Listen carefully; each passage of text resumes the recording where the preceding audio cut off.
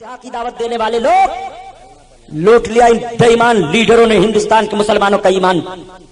آج جو ہندوستان میں مسلمانوں کو سیاسی طور پر تکلیفوں کا سامنا کرنا پڑ رہا ہے، اس کی نشاندہی سن 1919 میں امام احمد رضا خان اعلی حضرت مجدد اعظم نے کر دیا تھا، جب یہی قوم کے لیڈر یہ مسٹر ابوالکلام، یہ مسٹر جناح، یہ مسٹر گاندھی، مولانا محمد علی جوہر، مولانا شوکت علی، عبدالباری فرنگی محلی، عبدالماجد دریابادی، یہ سب کے سب لوگ جب سیاسی پلیٹ فارم پر ایک ہو کر کے اور یہ ذہن و فکر دے رہے تھے کہ ہندوستان سے انگریزوں کو بھگایا جائے، تو اعلیٰ حضرت عظیم البرکت ذہن و فکر دے رہے تھے کہ مسلمانوں کو متحد ہو کر کے ہندوستان میں اسلامی دشمن جتنی طاقتیں ہیں سب کا مقابلہ کیا جائے، ورنہ ایک طاقت کا مقابلہ کر کے بھگا دیا جائے گا، کل یہی دوسری طاقت ہمارے لیے سوانح روح بن جائے گی اور مسلمانوں کا قتل عام ہوگا بھارت کی سرزمین پر۔ وہی آج ہو رہا ہے جو امام احمد رضا خان نے سن 1919 میں کہہ دیا تھا۔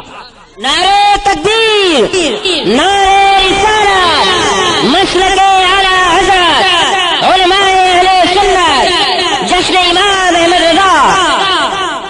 اعلیٰ حضرت عظیم البرکت نے سیاسی پلیٹ فارم کی جو تجویزیں رکھی تھی، ان تجویزوں پر خدا کی قسم اگر اس وقت کے یہ بکاؤ لوگ گاندھی کے پیچھے چلنے والے لوگ نہ بکے ہوتے تو ہندوستان کا مسلمان آج اس طرح سے روتا اور بلکتا ہوا نہ دکھائی دیتا۔ لوٹ لیا ان بے ایمانوں نے ہندوستان کے مسلمانوں کی آبرو۔ آج تمہیں ہندوستان کے مشرکوں کے سامنے پسپا ہونا پڑ رہا ہے۔ سن 1918 میں تو راج قائم کرنے کے لیے پلان بنا تھا، جو آج رام راج لانے کا قانون دیا جا رہا ہے، یہ سن 1918 میں پلان بنایا گیا تھا، آج کا پلان نہیں ہے۔ آپ کو معلوم ہے آج گو کشی کا معاملہ جب آتا ہے تو 302 کا ملزم اتنا سخت قرار نہیں دیا جاتا ہے۔ اگر کسی کے ہاتھ سے کسی گائے کی جان چلی گئی جو سزا اس کو دی جاتی ہے۔ معلوم ہے کیسے یہ پلان بنا تھا؟ اعلیٰ حضرت عظیم البرکت اپنے زمینداری کے گاؤں بدائن شریف کے قریب کرتولی میں تھے، وہاں پہنچ گئے تھے لوگ فتویٰ پوچھنے کے لیے۔ مولانا صاحب آپ کیا کہتے ہیں، ہندوستان میں گائے کی قربانی واجب ہے، ضروری ہے؟ کیا ضروری ہے یہاں گائے کی قربانی کی جائے؟ اعلیٰ حضرت عظیم البرکت نے بھانپ لیا۔ سرکار اعلیٰ حضرت عظیم البرکت نے ارشاد فرمایا، یہ تو مسلمانوں پر بڑا زبردست حملہ ہے، یہ مسئلہ نہیں پوچھا جا رہا ہے، یہ حملہ کیا جا رہا ہے۔ بڑے بڑے لوگوں کے قلم چوک گئے تھے۔ اعلیٰ حضرت نے فوراً لکھا، شاعر اسلام ہے، اسلامی پہچان ہے، اور واجب کا مسئلہ پوچھ رہے ہو، مسلمانوں کی معیشت پر حملہ ہے۔ گاؤں کے ذبیحے کی پابندی نہیں ہے، مسلمانوں کو ذبح کر ڈالنا ہے۔ لوگ نہیں مانے، اعلیٰ حضرت کا فتویٰ الگ رکھ دیا گیا، بکاؤ لوگوں کا فتویٰ الگ ہوا، اور ہندو مسلم اتحاد کمیٹی بنا کر کے یہ قانون پاس کر دیا گیا۔ بریلی شریف کی سرزمین پر بڑا احتجاج ہوا، بڑے بڑے جلسے ہوئے بھارت کی سرزمین پر۔ اسی جماعت رضائے مصطفیٰ کے تحت جو جماعت یہاں کے نوجوانوں نے اپنائی ہے اور جو فارمولہ ان جوانوں نے لیا ہے، یہی وہ جماعت تھی جب اعلیٰ حضرت نے قائم کیا تھا۔ اس کے سارے مقاصد رکھے گئے تھے۔ مسلمانوں کو کن کن پریشانیوں میں نہیں جھونکا گیا ہے۔ گاؤں کا معاملہ سامنے آپ کے آیا، آج قانون وہی ہے۔ لوگوں نے کہا ہم رام راج لائیں گے، اس کے تعلق سے 1919 میں بحث ہوئی، گو کشی کا معاملہ سامنے آیا۔ گاندھی جیسے لوگ کہہ رہے تھے کہ مسلمانوں کو چاہیے کہ ہندوستان سے چلے جائیں، ہجرت کر جائیں، ان کو دقتوں کا سامنا کرنا پڑ رہا ہے۔ اعلیٰ حضرت عظیم البرکت نے فرمایا تھا، ہجرت کا فتویٰ دینے والے تم کون ہو؟ ہندوستان کی سرزمین پر تم سے زیادہ ہمارا حق ہے۔ بھارت کی سرزمین کو بھارت ہم لوگوں نے بنایا ہے، سونے کا چڑیا ہم لوگوں نے اس کو بنایا ہے۔ بھارت جب تمہارے قبضہ میں تھا تو تمہاری تاریخیں ہم دکھا دیں، تم سگی بہنوں کے ساتھ شادیاں کی جا رہی تھی، کنیاؤں کی آبرو لوٹی جا رہی تھی، ان کو مارا جا رہا تھا، دیو استھانوں پر ان کی بھیٹ چڑھائی جا رہی تھی۔ بھارت کی سرزمین پر عورت اور مرد کو دوش بدوش جینے کا حق مذہب اسلام کے قانون نے دیا ہے۔ ہندوستان کو سونے کا چڑیا بنانے والے ہم ہیں۔ بھارت کی سرزمین سے مسلمان ہجرت کر کے نہیں جائے گا، یہی پیدا ہوا ہے، یہی مرے گا، اس ملک کی حفاظت کرے گا، اپنے ایمان کی حفاظت کرے گا۔ اللہ یا رسول اللہ۔ یہ اعلیٰ حضرت عظیم البرکت رضی اللہ تعالیٰ عنہ کی بنائی ہوئی جماعت رضائے مصطفیٰ ہے۔ اعلیٰ حضرت پر الزام دیا جاتا ہے کہ اعلیٰ حضرت نے سب کو کافر بنا ڈالا ہے؟ آؤ ذرا دیکھو، اسلام اور کفر کا معاملہ سامنے رکھو۔ میرے آقا صلی اللہ تعالی علیہ وسلم مسجد نبوی میں ارشاد فرماتے ہیں، نکلو منافقین ورنہ ایک ایک کا نام لے کر میں بھگاؤں گا۔ سب چپ ہیں۔ میرے آقا نے ارشاد فرمایا، اب نام لینا شروع کیا، اے فلاں اٹھ نکل، فخرج فإنک منافق، نکل تو منافق ہے، اے فلاں تو نکل، تو نکل، تو نکل۔ ایک ایک کا نام لے لے کر کے سرکار نکالنا شروع کرتے ہیں۔ مفسرین نے شمار کیا ہے 300 مرد 175 عورتیں مسجد نبوی سے نکالی گئیں، 550 لوگ نکال دیے گئے، 550 مسجد نبوی میں گئے تھے۔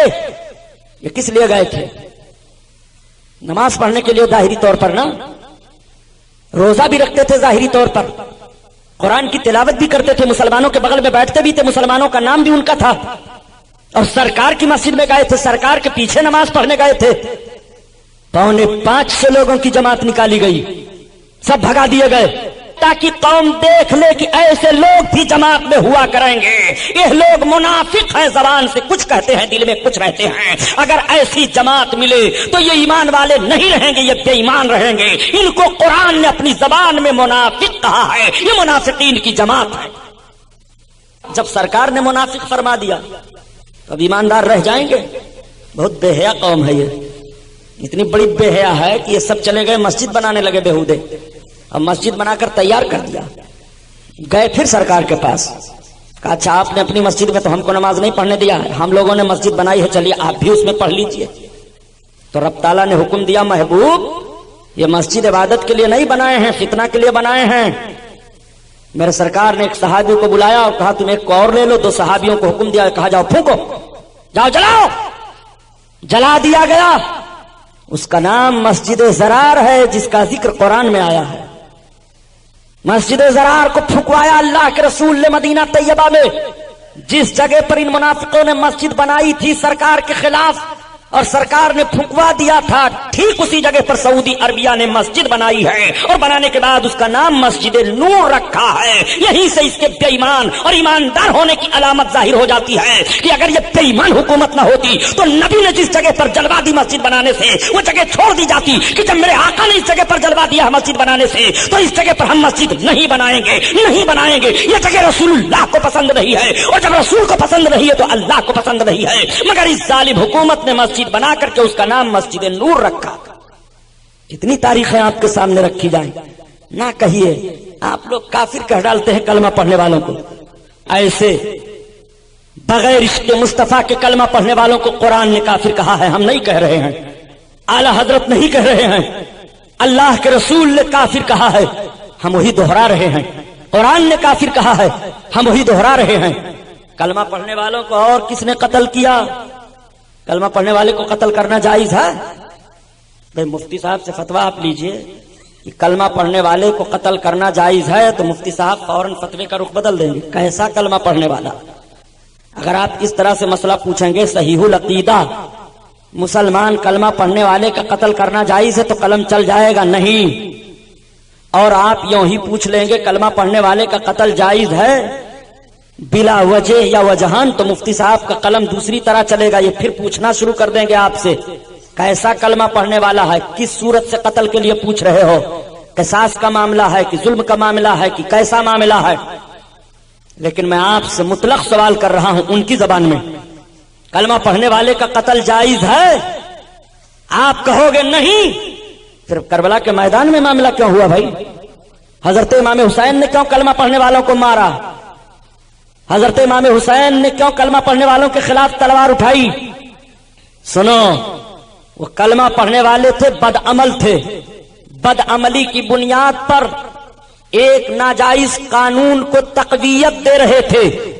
امام حسین رضی اللہ تعالیٰ عنہ کی تلوار اٹھی کہ اب چاہے سر رہے نہ رہے، بد عمل لوگ बदअमली की बुनियाद पर किसी बदअमल को तकवीयत दे मुसलमानों का कि वो अमीर हो जाए, मैं इसको मंजूर नहीं करता हूँ।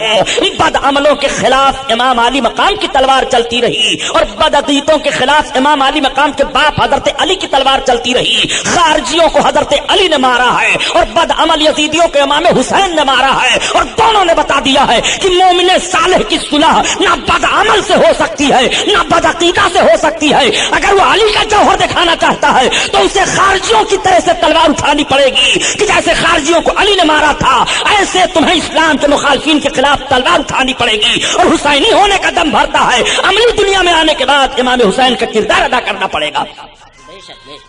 आला हजरत ने कितना अहम काम अंजाम दिया है। जमात रजाए मुस्तफा क्यों तश्कील दी गई थी? ये लोग तो सियासी बुनियाद पर लीडर बन रहे थे, कांग्रेस पार्टी बना रहे थे, फला पार्टी बना रहे थे, फला पार्टी बना रहे थे। सब एक हो जाओ, अंग्रेजों को भगाओ, चाहे इस्लाम का सौदा करना पड़े, चाहे ईमान का सौदा करना पड़े, चाहे ये नारा लगाना पड़े कि हिंदू मुस्लिम सिख ईसाई सब आपस में हैं भाई भाई, चाहे जैसा नारा लगाना पड़े, चाहे मस्जिद में उनको ला करके नारा लगवाना पड़े, चाहे मंदिर में खुद जा करके नारा लगाना पड़े। ये वतन की हिफाजत कर रहे थे, इमाम अहमद रजा कौम की हिफाजत कर रहे थे, इमाम अहमद रजा मजहब इस्लाम पर अमल करने वाले मोमिनीन की हिफाजत कर रहे थे। जमात रजाए मुस्तफा बनाने का मकसद ये नहीं था कि मुझे दिल्ली का लाल किला हासिल हो जाए, बल्कि जमात रजाए मुस्तफा बनाने का मकसद ये था कि निजामुद्दीन महबूब इलाही की चौखट पर तुम्हारा सर सलामत रहे, इसलिए हम ये जमात बना रहे हैं। उनके जमात बनाने का मकसद ये था कि दिल्ली के लाल किला पर हमारे इख्तिदार का झंडा लहराए। और इमाम अहमद रजा खान जो जमात बना रहे थे कि मुसलमानों के ईमान व अकीदे की हिफाजत होती रहे। ईमान व अकीदा महफूज है तो मुल्क महफूज रहेगा, वतन महफूज रहेगा, घर महफूज रहेगा। और ईमान व अकीदा सलामत नहीं है तो मुल्क की सलामती से तुम्हारा कोई फायदा नहीं होगा। इमाम अहमद रजा की फिक्र ये थी। इस नौयत पर इस जमात की तारीख मुरत्तब की गई थी और जरूरत है हिंदुस्तान में अगर आबरूमंदाना जीवन बिताना चाहते हो तो आला हजरत अजीमुल बरकत के मिशन को अपनाना पड़ेगा। मैं अर्ज कर रहा था, मेरी आखिरी बात सुन लो। आकाए करीम सल्लल्लाहु तआला अलैहि वसल्लम का करीबाना हाल, मेरे सरकार पुलसिरात के किनारे रब्बे सल्लिम की दुआ मांग रहे हैं, उम्मती जन्नत में जा रहे हैं। मुसलमानों, सरकार का तो इतना करम होगा, इतना करम होगा, मेरे आका ढूंढ ढूंढ कर एक एक पापियों को खातियों को बख्शवाएंगे, निकालेंगे। अल्लाह के रसूल करम फरमाएंगे। जब सरकार का ये करम देखेंगे तो कुछ परहेजगार बोल पड़ेंगे, ए फला गुनाहगार जरा सुन तो, थोड़ा सा गुनाह हमको दे दे, हमारी नेकी ले ले। वो चौंक पड़ेगा, अरे आप हमसे गुनाह मांग रहे हैं, अपनी नेकी दे रहे हैं। अभी तो कोई किसी से मुंह मिलाने के लिए तैयार नहीं था और आप अपनी नेकी हमको देकर हमारा गुनाह मांग रहे हैं। हाँ हाँ, तुम थोड़ा सा गुनाह मुझे दे दो, मेरी नेकी ले लो। आखिर ऐसा क्यों?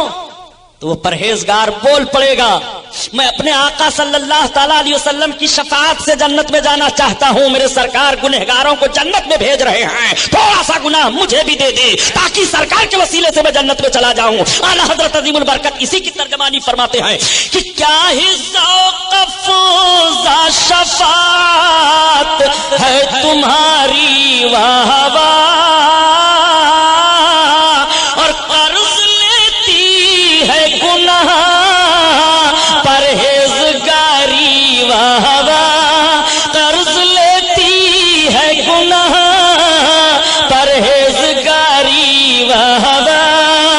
अल्लाह अल्लाह, मेरे आका सल्लल्लाहु तआला अलैहि वसल्लम सबकी बख्शिश कराएंगे ढूंढ ढूंढ करके एक एक उम्मतियों को। आका ने इरशाद फरमाया कि मुझे बड़ी फिक्र थी अपनी उम्मत के बारे में, लेकिन जब ये आयत करीमा नाजिल हुई, रब ताला ने इरशाद फरमाया वला सौफा युतीका रब्बुका फतरदा, ए महबूबन करीब तुम्हारा रब तुम्हें इतना देगा कि राजी हो जाओगे। तो आका फरमाते हैं अब मेरी फिक्र दूर हो गई, मैं जब तक अपने एक एक उम्मती को कयामत के मैदान में बख्शवा नहीं लूंगा तब तक राजी नहीं होऊंगा। यहाँ राजी होने से यह मतलब नहीं माज़ अल्लाह कि अल्लाह के हबीब अपने रब से नाराज है, नहीं नहीं, बल्कि राजी होने का मतलब खुशी का दुबाला होना, खुशी का बहुत ज्यादा हो जाना। आका फरमाते हैं जब तक मेरी खुशी दुबाला नहीं होगी, जब तक मैं अपने एक एक उम्मतियों की बख्शिश नहीं करा लूंगा। और रब फरमाता है महबूब तुम्हें मैं खुश कर दूंगा। आका अर्ज करते हैं जब तक अपने एक एक उम्मतियों को नहीं बख्शवा लूंगा मौला मैं राजी नहीं होऊंगा। अल्लाह ताला इरशाद फरमाएगा कयामत के दिन, आका इरशाद फरमाते हैं कि मैं जब सारे जन्नतियों को जन्नत में भेज दूंगा, शफाअत कर करके सबको जन्नत में भेज दूंगा, گا تو میرا رب مجھے پکارے گا، حتی ینادینی ربی یا ردیتا یا محمد، میرا رب پکارے گا اے محمد کیا تم اب راضی ہو گئے ہو؟ تو میں عرض کروں گا فاقول ایو ربی ردیتو، تو میں عرض کروں گا ہاں ہاں میرے پروردگار اب میں راضی ہو گیا۔ میرے آقا ارشاد فرماتے ہیں جب تک میرا ایک امتی بھی جہنم میں رہے گا میں راضی نہیں ہوں گا۔ میرے سرکار ایک ایک کو بخشوائیں گے، ایک ایک کو جہنم سے نکال کر بخشوائیں گے۔ کچھ ایسے لوگ بھی قیامت کے میدان میں ہوں گے جو بلا توبہ مرے ہوں گے دنیا سے اور بغیر توبہ کے جہنم میں ڈال دیے جائیں گے، وہ اپنے گناہ کے مطابق سزا پائیں گے۔ رب کی مشیت یہ ہوگی کہ ان کو جہنم میں ڈال دیا جائے۔ مسلمانوں خطائیں ہو جائیں تو توبہ کر لو، شام کو توبہ کرو، صبح میں توبہ کرو، جب نماز پڑھو توبہ کرو، اپنے بستر پر لیٹو تب توبہ کرو، سو کر کے اٹھو تب توبہ کر لیا کرو،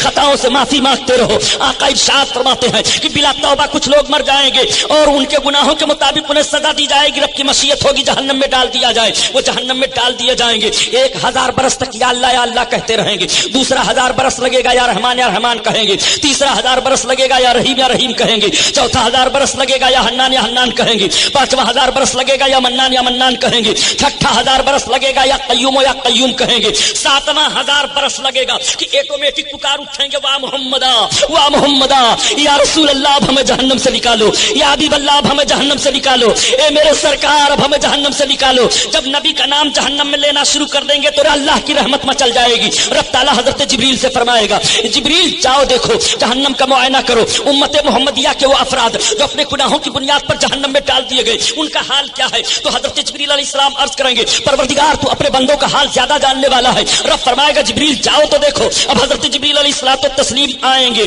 اور جہنم کے دروازہ پر پہنچیں گے۔ جہنم کے دروازہ پر مالک فرشتہ کی ڈیوٹی ہے، مالک دیکھیں گے کہ جبریل امین آ رہے ہیں، مالک استقبال کریں گے، جبریل امین کو سلام کریں گے، مالک پوچھیں گے کیسے آنا ہوا؟ حضرت جبریل امین ارشاد فرمائیں گے مالک یہ بتاؤ امت محمدیہ کے جو افراد اپنے گناہوں سے بلا توبہ کیے ہوئے مرے تھے اور رب کی مشیت ہوئی کہ انہیں سزا دی جائے، جہنم میں ڈال دیے گئے تھے، ان کا حال کیا ہے؟ تو مالک کہیں گے کیا اللہ نے بھیجا ہے؟ حضرت جبریل عرض فرمائیں گے ہاں۔ تب مالک کہیں گے ان کا بڑا برا حال ہے، وہ چل رہے ہیں، وہ چیخ رہے ہیں۔ حضرت جبریل کہیں گے ذرا جہنم کا دروازہ کھولو۔ تو جب مالک جہنم کا دروازہ کھولتے تھے جہنم بھڑکانے کے لیے تو مالک کی شکل ڈراؤنی ہے، دیکھ کر کے جہنمی بھاگتے تھے، لیکن آج جب مالک جہنم کا دروازہ کھولیں گے تو ان کے ساتھ حضرت جبریل امین ہیں۔ حضرت جبریل امین کی شکل بڑی اچھی ہے، جیسے جہنمی دیکھیں گے جو جنتی ہونے والے رہیں گے وہ پکار اٹھیں گے آہ اتنی اچھی صورت والا یہ کون آ گیا؟ تو مالک کہیں گے تم گھبراؤ نہیں، یہ جبریل امین ہیں جو محمد علیہ السلام پر وحی لے کر کے جاتے تھے، اتنا سننا ہوگا سب پکار اٹھیں گے وا محمدا اغثنی یا رسول اللہ، اے حضرت جبریل ہمارے آقا سے ہمارا سلام کہہ دو، ہمارے سرکار سے کہہ دو ہمیں بھول گئے، ہمارے سرکار سے کہہ دو اب ہمیں نکال لے جہنم سے، یا رسول اللہ دہائی ہے دہائی۔ سب سرکار کو پکارنے لگیں گے۔ حضرت جبریل امین علیہ السلام واپس آئیں گے رب کی بارگاہ میں، رب تعالیٰ ارشاد فرمائے گا جبریل امت محمدیہ کا حال کیا ہے؟ عرض کریں گے پروردگار تو اپنے بندوں کا حال زیادہ جاننے والا ہے۔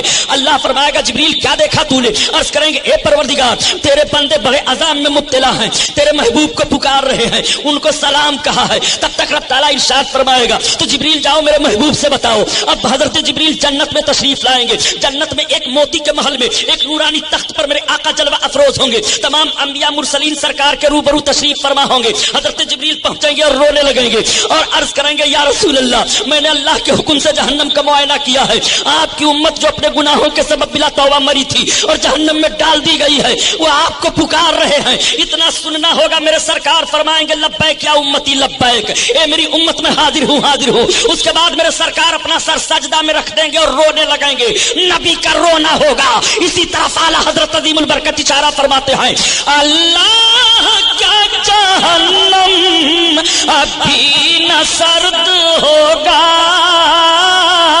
رو رو کے مصطفیٰ نے دریا بہا دیے ہیں، دریا بہا دیے ہیں۔ نعرہ تکبیر، نعرہ رسالت، علماء اہل سنت، مسلک اعلی حضرت، رو رو کے مصطفیٰ نے دریا بہا دیے ہیں، دریا بہا دیے ہیں۔ اللہ اللہ آقا کریم صلی اللہ علیہ وسلم کو حکم دے گا رب تعالیٰ محبوب اپنے سر کو اٹھاؤ جاؤ جسے تم چاہو جہنم سے نکال لو. اللہ اللہ اب میرے سرکار تشریف لائیں گے. میرے آقا صلی اللہ تعالیٰ علیہ وسلم جب جہنم کے قریب تشریف لائیں گے تو مالک دیکھیں گے, وہ دیکھو بشیر و نذیر آ رہے ہیں, وہ دیکھو طہ یاسین آ رہے ہیں, وہ دیکھو سید المرسلین آ رہے ہیں, وہ دیکھو نبی کونین آ رہے ہیں. اللہ اکبر میرے سرکار تشریف فرما ہوں گے. مالک استقبال کریں گے اور سلام عرض کریں گے. آقا فرمائیں گے مالک میری امت کا حال کیا ہے؟ عرض کریں گے یا رسول اللہ بڑا برا حال ہے, وہ عذاب الہی میں مبتلا ہیں.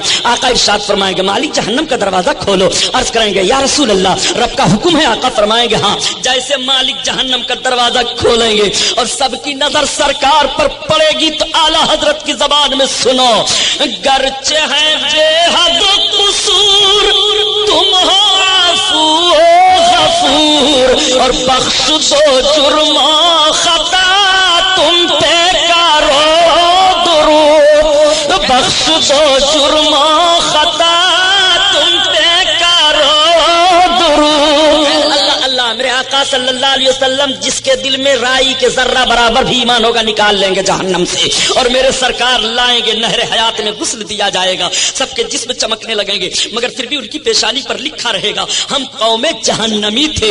یہ میرے سرکار کی آخری شفاعت ہوگی.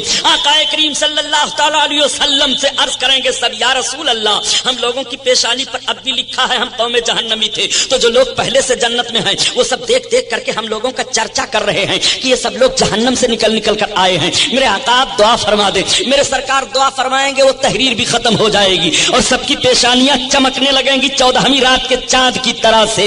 اللہ اللہ یہ کیفیت ہوگی. اسی لیے تو اعلیٰ حضرت عظیم البرکت فرماتے ہیں اے مرد مومن تو ایسے رسول کا کلمہ پڑھ رہا ہے کہ آج اگر تم ملک کا غدار بن جا تو تجھے دیش دروہی قرار دے دیا جاتا ہے.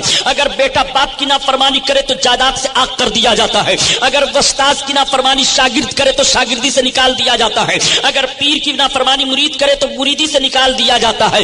ہر مجرم کو جرم کی سزا دی جاتی ہے. مگر تو ایسے رسول کا کلمہ پڑھ رہا ہے کہ جرم کر رہا ہے اور معافی مانگ کر کے اپنے آقا کی بارگاہ میں پناہ لے رہا ہے. آقا کریم صلی اللہ تعالیٰ علیہ وسلم کا یہ کتنا بڑا کرم ہے کہ سرکار کے دامن کرم میں پناہ مانگ تو پناہ عطا فرما رہے ہیں. کر کے تمہارے گناہ مانگے تمہاری پناہ, اور تم کہو دامن میں آ تم پہ کرو درود, اور بے ہنر و بے تمیز کس کے ہوئے ہیں عزیز. ایسے رسول کا کلمہ پڑھ رہے ہو بے ہنر و بے تمیز کس کے ہوئے ہیں عزیز, ایک تمہارے سوا تم پہ کرو درود. زمین و زمان تمہارے لیے مکین و مکان تمہارے لیے چنین و چونا تمہارے لیے بنے دو جہاں تمہارے لیے. جماعت رضائے مصطفیٰ زندہ باد. جشن امام احمد رضا پائندہ باد.